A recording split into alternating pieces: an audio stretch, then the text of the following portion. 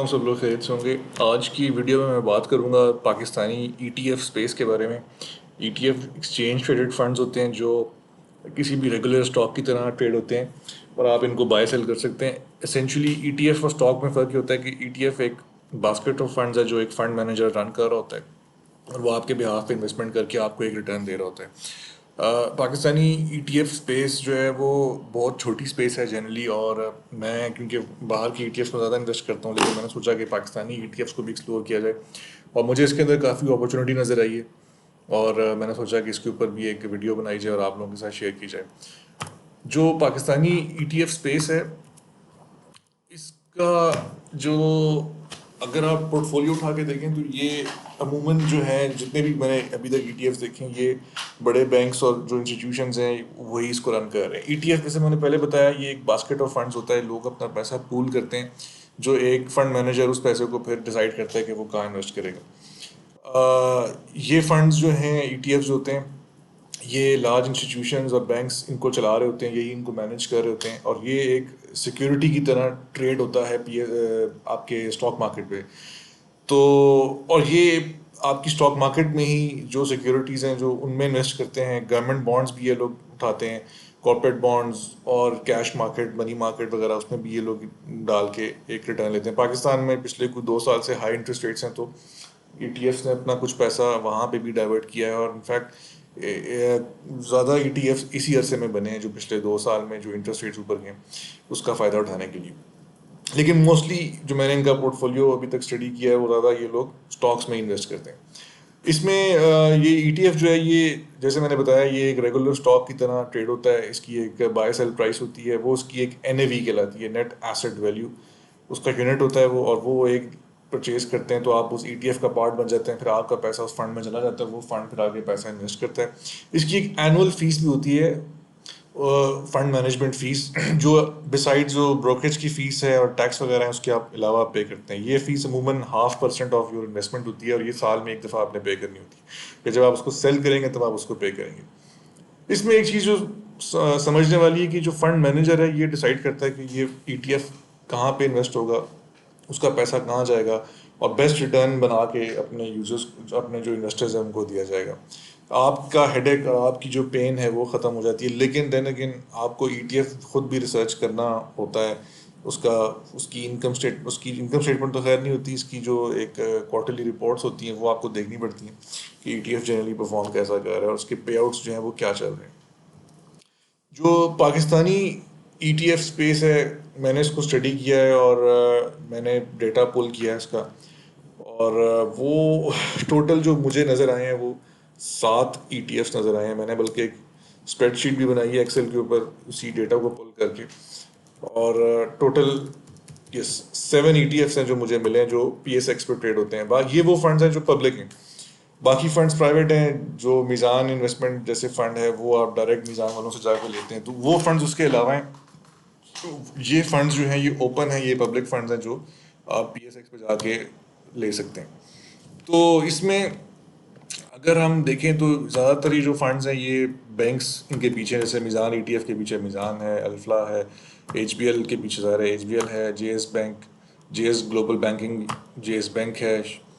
پھر یہ ایک NBP پاکستان کا ETF ہے, ماہانہ اسلامک انڈیکس ہے. یہ مجھے ایک نیا ETF لگا ہے جو ایک اسٹارٹ اپ ہے کراچی میں, انہوں نے فورن فنڈنگ سے اس کو بنایا ہے. وائی کمبینیٹر کی فنڈز بھی اس میں ہیں, اس کی بھی بیکنگ ہے اس کو. تو موسٹلی جو ہے یہ بینکس اس کو چلا رہے ہیں ان ETFs کو, اور یہ ETFs ریسنٹلی بنے ہیں. یہ کوئی بھی مجھے ETF ایسا نہیں ملا جو کہ 2020 سے پہلے کو, جتنے بھی ہیں سب 2020 21 22 میں انکارپوریٹ ہوئے ہیں اور یہ ٹریڈ ہونا شروع ہوئے ہیں. ان کا AUM از ایسیٹس انڈر مینجمنٹ, جو ان کا پورٹ فولیو ہے, جو فنڈ کا سائز ہے وہ اگر دیکھیں تو سب سے لارجسٹ HBL کا فنڈ ہے, وہ 534 ملین PKR کا ہے. الفلا کا تو بہت چھوٹا ہے 38 ملین PKR, اور میزان, تو یہ سارا ٹوٹل اگر کریں تو یہ تقریباً 1 ارب روپے کا پورٹ فولیو, جو کہ فرینکلی اسپیکنگ کچھ بھی نہیں ہے.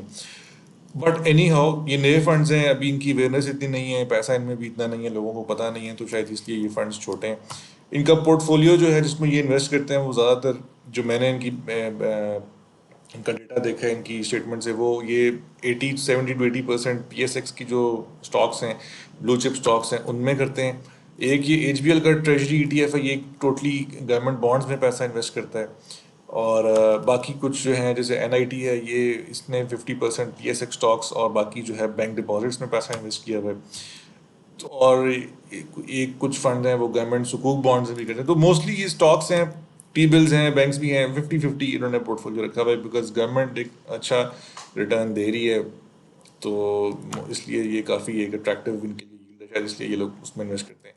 پے آؤٹ دیکھا جائے تو کسی بھی فنڈ نے 3 سے زیادہ، میکسیمم 4 سے زیادہ پے آؤٹ کسی نے نہیں دیا. اور یہ پے آؤٹ جو مجھے لگ رہا ہے یہ سال میں 1 یا 2 ہی پے آؤٹس دے رہے ہیں. میزان ای ٹی ایف جو ہے یہ 2020 سے ٹریڈ ہو رہا ہے، اس سے میں نے ویڈیو بھی بنائی تھی. اس نے صرف ابھی تک 2 پے آؤٹس دیے ہیں.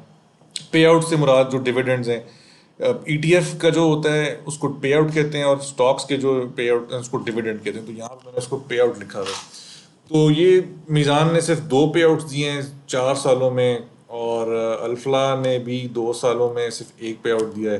ایچ بی ایل نے بھی صرف 2 دیے ہیں پے آؤٹس. تو کوئی پے آؤٹ اتنے مزے کے نہیں ہیں. این بی پی کا ای ٹی ایف ہے، یہ 4 سالوں میں 4 پے آؤٹ دے چکا ہے. مطلب ایک سال، مطلب سال میں ایک ہی پے آؤٹ آپ کو مل رہا ہے. منتھلی پے آؤٹس کوئی بھی نہیں ہے، اور کوئی ریلائبل پے آؤٹس نہیں ہیں. کبھی پرسنٹیج دیکھیں تو یہ 5 سے لے کر 10-15% کے درمیان میں ہے. کبھی 1% بھی دیتے ہیں، کبھی 15% بھی دے دیتے ہیں. اور یہ ڈیٹا آپ سارا جا کے ڈی پی ایس پہ دیکھ سکتے ہیں پے آؤٹس کے اندر. تو پے آؤٹس کو اتنے ریلائبل نہیں ہے. ٹوٹل سائز میں نے آپ کو بتا دیا 1 بلین، جو کہ خاصا چھوٹا ہے.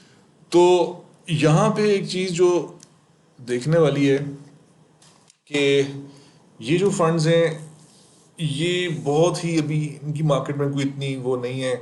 اور یہاں پہ یہ ایک اپرچونیٹی بن سکتی ہے.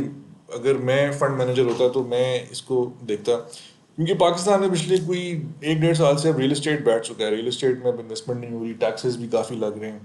ریئل اسٹیٹ کے اندر اسکیم بھی بہت زیادہ ہو رہے ہیں. ان ریگولیٹڈ سوسائٹیز جو بنی ہیں اور لوگ کافی اس میں ڈوب رہے ہیں فائلوں وغیرہ میں.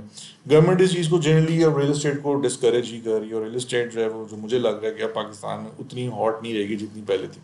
تو یہ جو ایک چیز ہے، اور ریئل اسٹیٹ کے اندر بہت زیادہ ملک کا پیسہ اننیسیسریلی چلا گیا تھا اسپیکولیشن میں، خالی پلاٹس میں اور اسکیمس کے اندر. انفیکٹ 3 تو اسکیم مجھے پتہ ہے ریئل اسٹیٹ کے جو ابھی پچھلے 1-1.5 سال کے اندر ہوئے ہیں، اور آلموسٹ ان تینوں کے اندر 15 سے 16 ارب روپیہ لوگوں کا ڈوب چکے. اور وہ اسکیمز کبھی بعد میں ان کے اوپر بات کریں گے کسی اور ویڈیو میں. تو یہ ریئل اسٹیٹ کے اندر سے جو پیسہ پھنسا ہوا ہے یہ ایک اپرچونیٹی ہے جو اس میں ای ٹی ایفس کے اندر یہ پیسہ آ سکتا ہے. اور کیونکہ ای ٹی ایف جو ہیں یہ ایک تو پبلک ہوتے ہیں، یہ پی ایس ایکس پہ ٹریڈ ہوتے ہیں، ریگولیٹڈ مارکیٹ ہے، ان کے پیچھے بڑے انسٹیٹیوشنز ہیں. اور ایک جو ہے اوور آل اکانومی کے لیے بھی یہ اچھا ہے، کیونکہ ای ٹی ایفس کے جو پے آؤٹس کے اوپر ٹیکس آپ پے کرتے ہیں ود ہولڈنگ. اور آپ گورنمنٹ بانڈس، اور گورنمنٹ بانڈس تو خیر وہ ٹی بلز ہو گئے، لیکن جو کمپنیز کے اندر پیسہ انویسٹ ہوتا ہے، کمپنیز انڈسٹری کو سپورٹ ملتی ہے. تو جنرلی یہ ریئل اسٹیٹ سے مجھے ایک بہتر اپرچونیٹی لگتی ہے. اور باہر کے ملکوں میں بھی آپ اگر دیکھیں تو نیسڈیک وغیرہ میں بہت زیادہ ہزار، وہاں تو سینکڑوں ای ٹی ایفس ہیں. تو یہ ایک بہت بڑی اپرچونیٹی ہے. لیکن اس میں ایک ویکنیس یہ بھی ہے جو میں نے دیکھی ہے کہ پاکستانی جو ای ٹی ایفس ہیں ان کی ایک تو مارکیٹ انفارمیشن جو ہے یہ بہت کم ہے. مارکیٹنگ شاید سلو کر رہے ہیں لوگ، اتنا اس کو مارکیٹ میں اگریسولی نہیں اس کو کر رہے. اور جو پے آؤٹس ہیں وہ اتنے اچھے نہیں ہیں، وہ اتنے ریلائبل نہیں ہیں. وہ منتھلی پے آؤٹس جو ہیں، بے شک آپ ییلڈ کم دیں، 7% دیں، 5% دے دیں، لیکن کم از کم منتھلی بیسس پہ ہوں تو ایک انسٹیٹیوشنل انویسٹرز جو ہیں، جو بڑے ہائی نیٹ انویسٹرز ہیں، وہ آپ کے پاس آ سکتے ہیں.